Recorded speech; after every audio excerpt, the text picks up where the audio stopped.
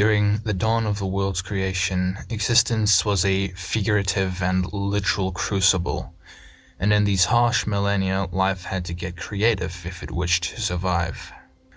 One such species, among some of the oldest springing from the primordial chaos, is the Mentarii. Their origins are not entirely based in the physical realm, however, as their progenitor, which germinated within the immaterial world, which is known to we humans as Zephyramon, the maelstrom of spirits. With the advantage of having a foot in the incorporeal realm, the Mentarii quickly gained their place in the world. Forged in the primordial fires of the Crucible, the Mentarii are a species that is an integral part of the inner workings of the world. In the modern era, the Mentarii are perhaps the most ecologically diverse species in the world, rivaled only by the dragons and their beastly kin. From minute wisps to mountainous living colonies, to the dignified sentient courts of higher beings, these lifeforms occupy an incredibly diverse range of niches. Humans have learned to treat most of these beings with proper respect, lest they be subject to their less than desirable inflictions. For the Mentarii are a fickle bunch, and their moods can change on a dime.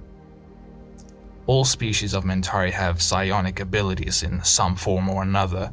In most cases, these are unnoteworthy, but some are used to terrifying effect. Some notable species include those of the Deludra, who have nestled their way into human culture quite comfortably. They have formed a kind of symbiotic relationship with humans. Unlike many types of Mentarii, the Deludra have distinctly human features. Whether this is simply a form of mimicry to aid in their integration, or if they became more human through their time spent with us, is unknown. It is not uncommon to see Deludra individuals walking among humans, as they are most often contracted as retainers, lending their powers to a contract-holding individual or group in exchange for whatever payment the individual asks for. A more hostile example of a Mentarii species is the Coralie. These man-hunting Mentarii have adapted to specifically prey on humans, stalking unsuspecting victims, camouflaging themselves from sight by inducing a hypnotic trance in their prey. In this way, they hide themselves from detection until it is far too late, sucking the blood from their victims' bodies until they are left as little more than a dried husk. They pose little threat to larger groups on their own, as their psionic abilities are limited, but in packs they can quickly overwhelm unsuspecting travelers. When propagating, they implant seeds into the minds of humans, which eventually sprout from their brains as they become a host for the Coralie. Indeed, all Coralie bodies were once human, yet eventually twisted beyond recognition into their new predatory forms. Conversely, there are Mentarii who hold a more neutral view of humanity. One such species are the Wisps, who harbor neither hate nor love for humans.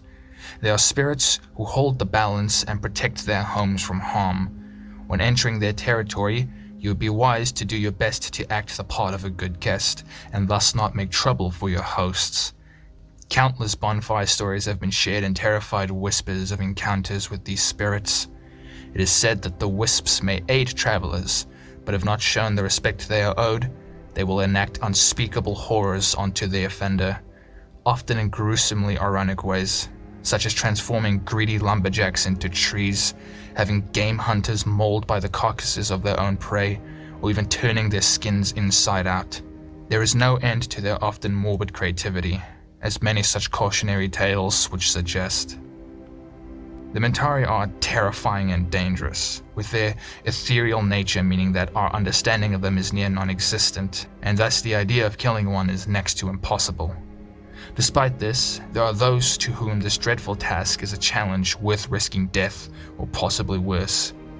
These hunters have resigned themselves to an inevitable and likely painful death, as they have the lowest life expectancy of any of their brethren. These hunters are often afflicted with curses and deformations that leave them ostracized. Some willingly take on these curses, striking deals with Mentarii to aid in the hunting of their human preying kin, but they all too often come with a heavy toll. Due to the dangers of hunting this deadly quarry, hunters need to make use of every advantage they can, and thankfully for them, the Mentarii have their share of vulnerabilities. For most amongst them, Gold and salt seem to have an adverse effect on their psionic abilities, hindering them greatly. Their true weakness, however, is silver. But it is believed that this pure metal is able to cut through both the physical and immaterial realms at once, causing great pain to the Mentarii, and more importantly, harming them outright. Mentarii avoid silver like the plague, even its mere presence being enough to cause them great discomfort. As a result, bounty hunters specializing in Mentarii prey greatly value silver. They line their helms with it, tip their spears and edge their blades in it, even carrying pendants and charms made of silver to ward off weaker spirits.